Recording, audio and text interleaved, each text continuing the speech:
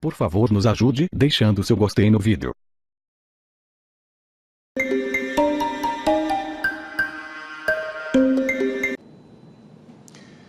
A defesa do ex-presidente Lula entregou ao Tribunal Regional Federal da 4ª Região em Porto Alegre o recurso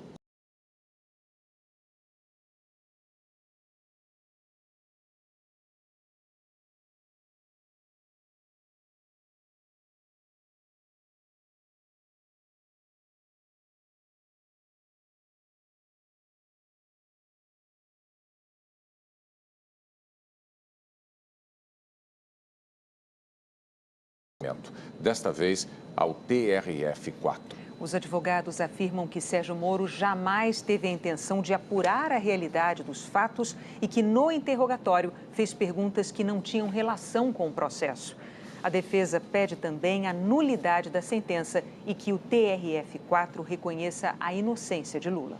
O inquérito da Polícia Federal sobre o núcleo do PMDB da Câmara dos Deputados já está na Procuradoria-Geral da República.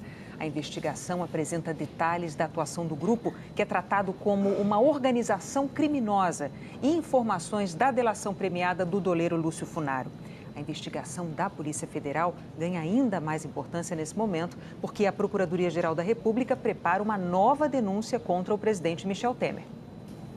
A Polícia Federal disse no relatório que o grupo do PMDB da Câmara montou uma estrutura complexa para desviar dinheiro público. Os investigadores desenharam um diagrama para explicar como ela funcionava.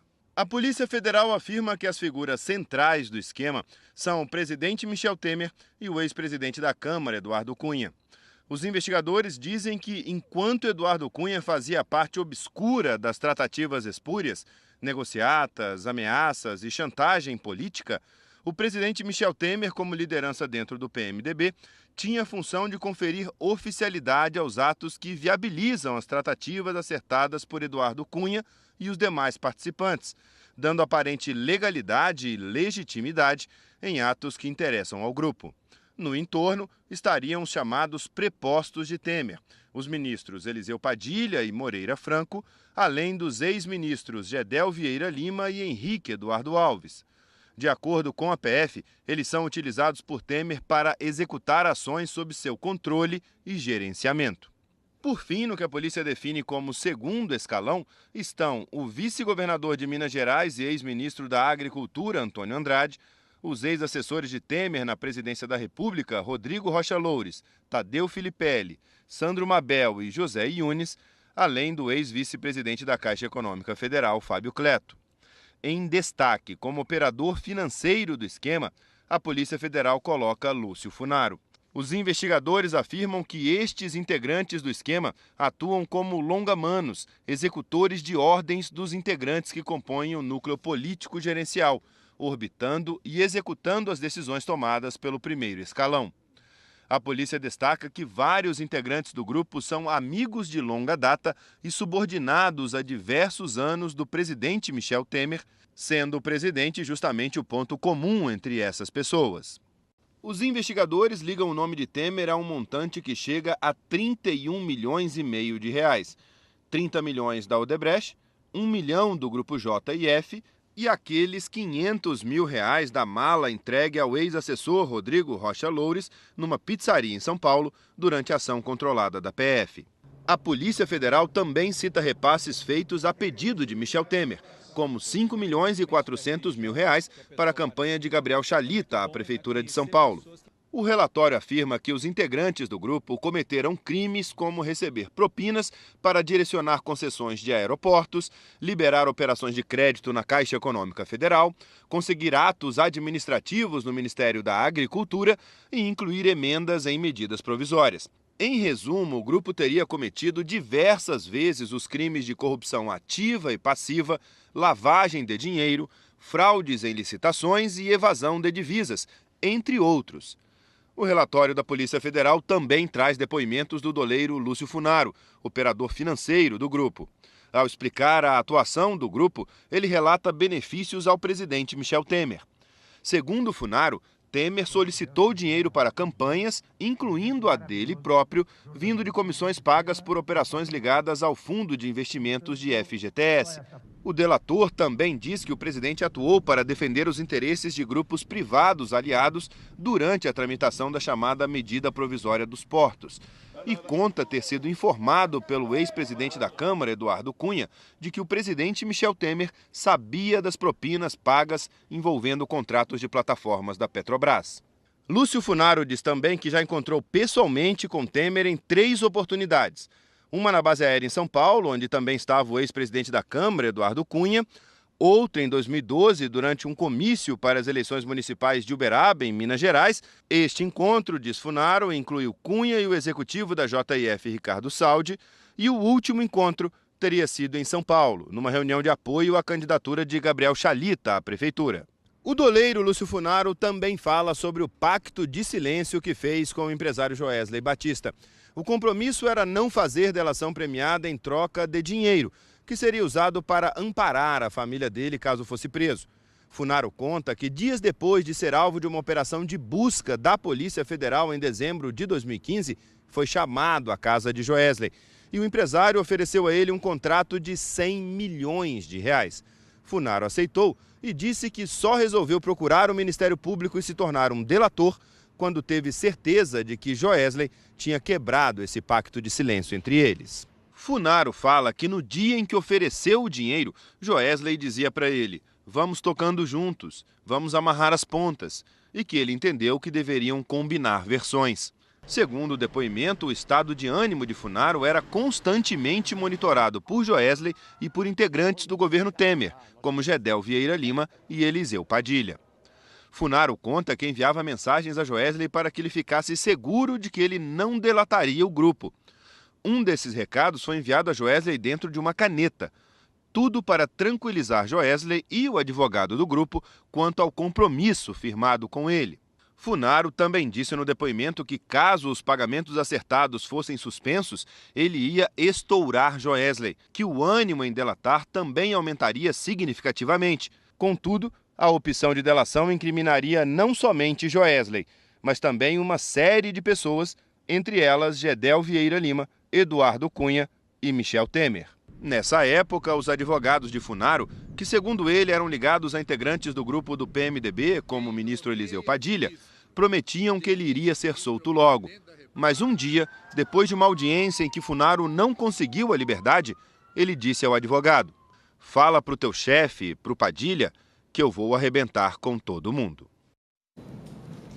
O PMDB declarou que jamais teve qualquer operador e que as doações ditas ilegais foram registradas e aprovadas pelo TSE. A defesa do ex-presidente da Câmara, Eduardo Cunha, negou todas as acusações e afirmou que vai prestar os devidos esclarecimentos oportunamente. O ministro da Casa Civil, Eliseu Padilha, afirmou que só vai se pronunciar quando e se houver acusação formal contra ele. O ministro da Secretaria-Geral da Presidência da República, Moreira Franco, declarou que jamais participou de qualquer grupo para a prática de atos ilícitos, que repudia a suspeita e que vai responder quando tiver acesso ao inquérito. O advogado de Gedel Vieira Lima declarou que o ex-ministro tem sofrido violações seguidas do direito de defesa dele e que, por isso, só vai prestar os esclarecimentos necessários em juízo. A defesa de Henrique Eduardo Alves declarou que ele faz parte do PMDB há mais de 40 anos e não de uma organização criminosa, e que a inocência dele vai ser provada ao longo do processo. O advogado de Rodrigo Rocha Loures declarou que as instituições se contradizem, que estão atribuindo o mesmo fato da JBS ao caso da Rodrimar e que isso demonstra a falta de seriedade nas imputações do Procurador-Geral da República. Sandro Mabel afirmou que não participou de nenhum ato ilícito e que as investigações vão comprovar a inocência dele. A defesa de José Yunes afirmou que ele é advogado há mais de 50 anos, que jamais praticou qualquer irregularidade ou ato ilícito e que vai tomar as providências cabíveis na justiça sobre qualquer inverdade. A defesa de Lúcio Funaro declarou que todas as manifestações dele se darão oficialmente quando forem solicitadas pelos órgãos competentes. A Odebrecht afirmou que está colaborando com a justiça no Brasil e nos países em que atua, que já reconheceu seus erros e pediu desculpas públicas e que assinou acordos de leniência com as autoridades de 6 nações. A Caixa declarou que está em contato permanente com as autoridades, prestando colaboração irrestrita com as investigações. A JIF Investimentos afirmou que os colaboradores apresentaram, dentro dos prazos legais, as informações e documentos que complementam os esclarecimentos prestados previamente à Procuradoria e que eles continuam à disposição para cooperar com a Justiça. O ministro da Agricultura, Blairo Maggi, disse que desde que assumiu o cargo em maio do ano passado, o ministério não sofreu qualquer influência política nas decisões que tomou e que o que ocorreu antes da gestão de Blairo deve ser investigado. Gabriel Chalita afirmou que os recursos das campanhas em São Paulo vieram do PMDB nacional, que se responsabilizou pela arrecadação.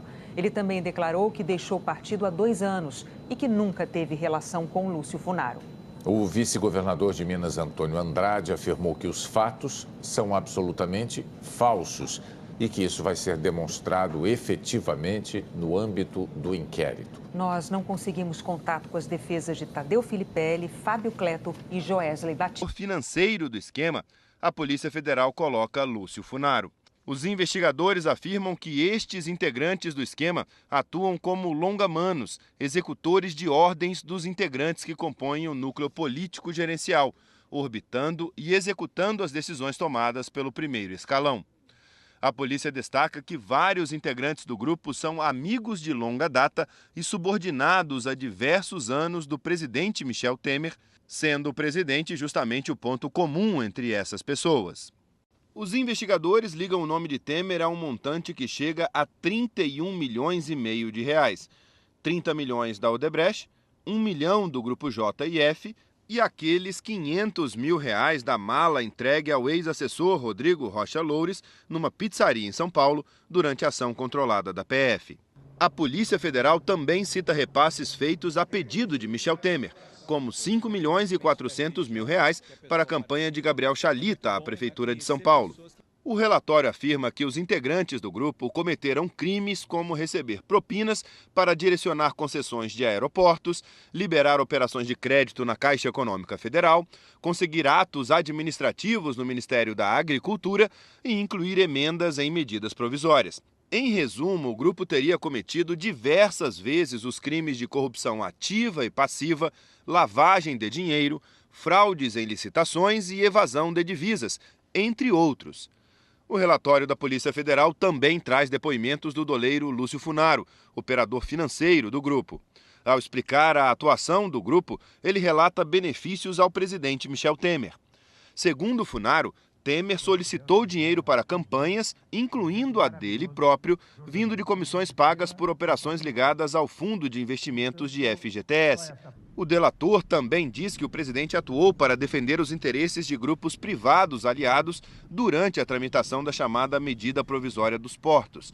E conta ter sido informado pelo ex-presidente da Câmara, Eduardo Cunha, de que o presidente Michel Temer sabia das propinas pagas envolvendo contratos de plataformas da Petrobras. Lúcio Funaro diz também que já encontrou pessoalmente com Temer em 3 oportunidades.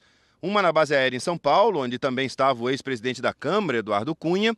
Outra em 2012, durante um comício para as eleições municipais de Uberaba, em Minas Gerais. Este encontro, diz Funaro, inclui o Cunha e o executivo da JIF, Ricardo Saldi. E o último encontro teria sido em São Paulo, numa reunião de apoio à candidatura de Gabriel Chalita à prefeitura. O doleiro Lúcio Funaro também fala sobre o pacto de silêncio que fez com o empresário Joesley Batista. O compromisso era não fazer delação premiada em troca de dinheiro, que seria usado para amparar a família dele caso fosse preso. Funaro conta... O PMDB declarou que jamais teve qualquer operador e que as doações ditas ilegais foram registradas e aprovadas pelo TSE. A defesa do ex-presidente da Câmara, Eduardo Cunha, negou todas as acusações e afirmou que vai prestar os devidos esclarecimentos oportunamente. O ministro da Casa Civil, Eliseu Padilha, afirmou que só vai se pronunciar quando e se houver acusação formal contra ele. O ministro da Secretaria-Geral da Presidência da República, Moreira Franco, declarou que jamais participou de qualquer grupo para a prática de atos ilícitos, que repudia a suspeita e que vai responder quando tiver acesso ao inquérito. O advogado de Gedel Vieira Lima declarou que o ex-ministro tem sofrido violações seguidas do direito de defesa dele e que, por isso, só vai prestar os esclarecimentos necessários em juízo. A defesa de Henrique Eduardo Alves declarou que ele faz parte do PMDB há mais de 40 anos e não de uma organização criminosa, e que a inocência dele vai ser provada ao longo do processo. O advogado de Rodrigo Rocha Loures declarou que as instituições se contradizem, que estão atribuindo o mesmo fato da JBS ao caso da Rodrimar e que isso demonstra a falta de seriedade nas imputações do Procurador-Geral da República. Sandro Mabel afirmou que não participou de nenhum ato ilícito e que as investigações vão comprovar a inocência dele. A defesa de José Yunes afirmou que ele é advogado há mais de 50 anos, que jamais praticou qualquer irregularidade ou ato ilícito e que vai tomar as providências cabíveis na Justiça sobre qualquer inverdade. A defesa de Lúcio Funaro declarou que todas as manifestações dele se darão oficialmente quando forem solicitadas pelos órgãos competentes. A Odebrecht afirmou que está colaborando com a justiça no Brasil e nos países em que atua, que já reconheceu seus erros e pediu desculpas públicas e que assinou acordos de leniência com as autoridades de 6 nações. A Caixa declarou que está em contato permanente com as autoridades, prestando colaboração irrestrita com as investigações. A JIF Investimentos afirmou que os colaboradores apresentaram dentro dos prazos legais as informações e documentos que complementam os esclarecimentos prestados previamente à Procuradoria e que eles continuam à disposição para cooperar com a Justiça. O ministro da Agricultura, Blairo Maggi, disse que desde que assumiu o cargo em maio do ano passado, o ministério não sofreu qualquer influência política nas decisões que tomou e que o que ocorreu antes da gestão de Blairo deve ser investigado. Gabriel Chalita afirmou que os recursos das campanhas em São Paulo vieram do PMDB nacional, que se responsabilizou pela arrecadação. Ele também declarou que deixou o partido há 2 anos e que nunca teve relação com Lúcio Funaro. O vice-governador de Minas, Antônio Andrade, afirmou que os fatos são absolutamente falsos. Gedel Vieira Lima e Eliseu Padilha. Funaro conta que enviava mensagens a Joesley para que ele ficasse seguro de que ele não delataria o grupo. Um desses recados foi enviado a Joesley dentro de uma caneta. Tudo para tranquilizar Joesley e o advogado do grupo quanto ao compromisso firmado com ele. Funaro também disse no depoimento que, caso os pagamentos acertados fossem suspensos, ele ia estourar Joesley, que o ânimo em delatar também aumentaria significativamente. Contudo, a opção de delação incriminaria não somente Joesley, mas também uma série de pessoas, entre elas Gedel Vieira Lima, Eduardo Cunha e Michel Temer. Nessa época, os advogados de Funaro, que segundo ele eram ligados a integrantes do grupo do PMDB, como o ministro Eliseu Padilha, prometiam que ele iria ser solto logo. Mas um dia, depois de uma audiência em que Funaro não conseguiu a liberdade, ele disse ao advogado: "Fala pro teu chefe, pro Padilha, que eu vou arrebentar com todo mundo." O PMDB declarou que jamais teve qualquer operador e que as doações ditas ilegais foram registradas e aprovadas pelo TSE. A defesa do ex-presidente da Câmara, Eduardo Cunha, negou todas as acusações e afirmou que vai prestar os devidos esclarecimentos oportunamente. O ministro da Casa Civil, Eliseu Padilha, afirmou que só vai se pronunciar quando e se houver acusação formal contra ele. O ministro da Secretaria-Geral da Presidência da República, Moreira Franco, declarou que jamais participou de qualquer grupo para a prática de atos ilícitos, que repudia a suspeita e que vai responder quando tiver acesso ao inquérito. O advogado de Gedel Vieira Lima declarou que o ex-ministro tem sofrido violações seguidas do direito de defesa dele e que, por isso, só vai prestar os esclarecimentos necessários em juízo.